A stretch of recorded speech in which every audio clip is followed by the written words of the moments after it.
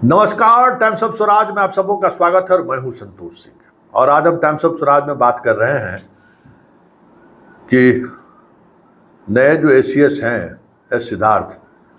आज दफ्तर आए हुए थे। काफ़ी देर दफ्तर में बैठे और इस दौरान शिक्षक प्रतिनिधियों से भी मिला है और गवर्नर हाउस के जो अधिकारी हैं उन अधिकारियों के साथ साथ विश्वविद्यालय के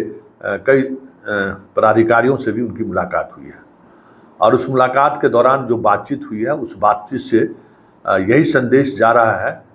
कि के पाठक के कई फैसले को एस सिद्धार्थ पलटने का मन बना रहे हैं या फिर उसके पलटने के पर विचार कर रहे हैं या उस फैसले के व्यवहारिक पहलुओं पर कुछ अपनी टिप्पणी करना चाह रहे हैं। आनंद पुष्कर से उनकी मुलाकात हुई है शिक्षक प्रतिनिधि के रूप में। समय सारणी को लेकर, टाइमिंग को लेकर, स्कूल अवधि को लेकर, मिशन दक्ष क्लास को लेकर, परीक्षाओं को लेकर काफ़ी बातचीत हुई है। और उस बातचीत में आनंद पुष्कर ने कई शिक्षकों से जुड़े हुए कई लेटर विभाग को सुपुर्द किया है और उन्होंने कहा कि देखिए ये जो कुछ भी पाठक के समय किया गया है ऐसी स्थिति पहले कभी नहीं थी बिहार में। और डायरेक्टर को भी एस सिद्धार्थ ने इस बैठक में आमंत्रित किया और उस बैठक में डायरेक्टर भी मौजूद थी और काफ़ी बातचीत हुई है और उम्मीद जताई जा रही है कि कुछ चीज़ें संशोधित हो सकते हैं। और अगर संशोधन की बात सामने आती है तो मतलब कह सकते हैं कि के पाठक युग की समाप्ति की तरफ अब विभाग बढ़ रहा है। वैसे राज्यपाल के जो सचिव हैं, प्रधान सचिव हैं चुंगतू साहब, वो भी आए थे, वो भी मिले हैं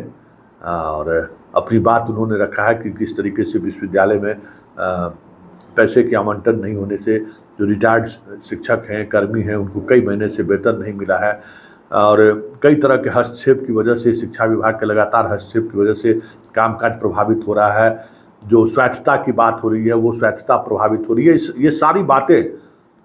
उन्होंने एस सिद्धार्थ से कही है और लगभग 1 घंटे तक ये वार्तालाप चला है। और एस सिद्धार्थ ने कहा कि हाँ, तमाम उन विषयों पर हम गंभीरता से विचार करेंगे, जो नियम संगत नहीं होगा उसमें बदलाव करेंगे और अगर जो नियम संगत है तो उसको उसी कड़ाई से हम लागू भी करेंगे। सरकार नियम के साथ है, सरकार नियम के साथ खड़ी रहेगी, कोई किसी भी दबाव में आकर सरकार कोई फैसला नहीं लेगी, ये भी उन्होंने ये बात कह दी है। चलिए अब क्या आदेश होता है ये देखने वाली बात होगी कि 8 तारीख तक तो स्कूल बंद है ही। 9 तारीख से जब स्कूल खुलता है या मौसम को लेकर क्राइसिस मैनेजमेंट ग्रुप की बैठक होगी, उस ग्रुप की बैठक में तय होगा कि क्योंकि बहुत